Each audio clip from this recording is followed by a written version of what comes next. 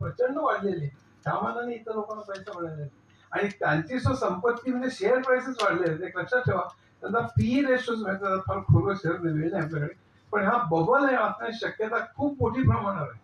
कारण जेव्हा संपूर्ण market capitalisation divided by GDP हा रेशो साधारण 1.26 च्या पुढे जातो. हा वॉरन बफेटचा तत्व आहे. तेव्हा ते हा बबल मानला जातो. आता तो 2.6 वर काही आहे. त्यामुळे मोठ्या प्रमाणावर अजून आपल्याला उद्या प्रॉफिट मिळतील आशेवर लोकांनी शेअरमध्ये पैसे घातलेले. कारण खरं तर जरा मिळालं नाहीत ते. कारण चीनचे असे डीप सीक सारखे मॉडेल्स देतात. ते ओपन सोर्स करतात. ते फ्रीली वाटतात. ते फ्रीली वाटल्यानंतर धाड करत त्यांचे शेअर कोसळतात. कालच आणखी एक मॉडेल आलेलं आहे डीप सीक सारखं. तर त्यामुळे हे चॅट जीपीटी, क्लॉड, इव्हन क्लॉडचं जेव्हा पहिलं आलं धाड शेअर्स पडले होते. तर इतकं अस्थिर जग आहे हे. मी तुम्हाला एक सहज सांगतो, फेसबुकला जेव्हा वाटलं की आपण या एलएलएमच्या रेसमध्ये मागे पडतोय, तर त्यांनी टीम गोळा करायला सुरुवात केली की आपण सुद्धा या रेसमध्ये पडलं पाहिजे.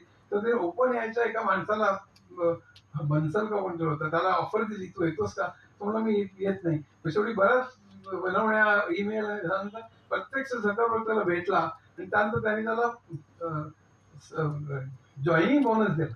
जॉईनिंग बोनस म्हणजे इथे बसण्याच्या ऐवजी इकडे येऊन बस, बाकी काही. बाकी तुझा पगार, स्टॉक ऑप्शन, प्रॉफिट शेअरिंग हे सगळं चालूच राहील. पण तुला फक्त इकडनं उठून इकडे बस. हा जॉईनिंग बोनस त्याने किती दिला असेल? $100 मिलियन दिला. 900 कोटी रुपये. दुसरा एक मॅट नावाचा मनुष्य होता, त्याला जॉईनिंग बोनस 2,500 हे $250 मिलियन दिला. ते 2,200 कोटी रुपये फक्त इकडे इथं बस. इतकं वॉर सध्या एआय वॉर तापलेलं आहे. त्याच्याकडे त्यांना फ्युचर प्रॉफिट दिसत आहेत.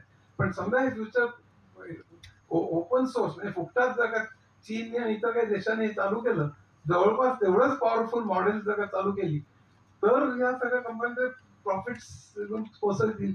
त्यामुळे काय उद्या होणार आहे याच्या जगात हे सांगणं भयंकर अवघड आहे. हा काय मोठा विषय आहे. त्याच्यात तास 2 तास मला बोलता येईल, पण आता मी थांबतोय. तर मला हा सध्या आपल्याला जर्नलिझम मध्ये कुठल्या कुठल्या धोके, काय काय जॉब्स तयार होतील, काय काय जातील, आपले स्किल्स कुठली लागतील, यांनी मला एंड करायचं होतं. पण त्याचे परिणाम हे मेडिकल, वकिली, शिक्षण, आरोग्य, प्रत्यक्ष काम करणं हे सगळे प्रचंड होणार आहेत. सगळे जॉब्स वगैरे काही अजिबात जाणार नाहीत. तुम्हाला एआय चा वापर करून पुढची 5-10 वर्ष तुम्हाला तुमचा बिझनेस सुधारावा. जसं आम्ही ईआरपी इम्प्लिमेंटेशन करायचो, एसएपी ओरॅकल, जॉब्स गेले नाही. पण माझी फार्मा कंपनी असेल तर एसएपी वापरून ते प्रॉफिटेबिलिटी कशी वाढेल, प्रॉडक्टिव्हिटी कशी वाढेल, असं करण्यामध्ये लोकांची बरीच वर्षी गेली. तसं एआय इम्प्लिमेंटेशन करून आपला बिझनेस कसा जास्त चांगला होईल हे करण्यामध्ये बरेच वर्ष जातील.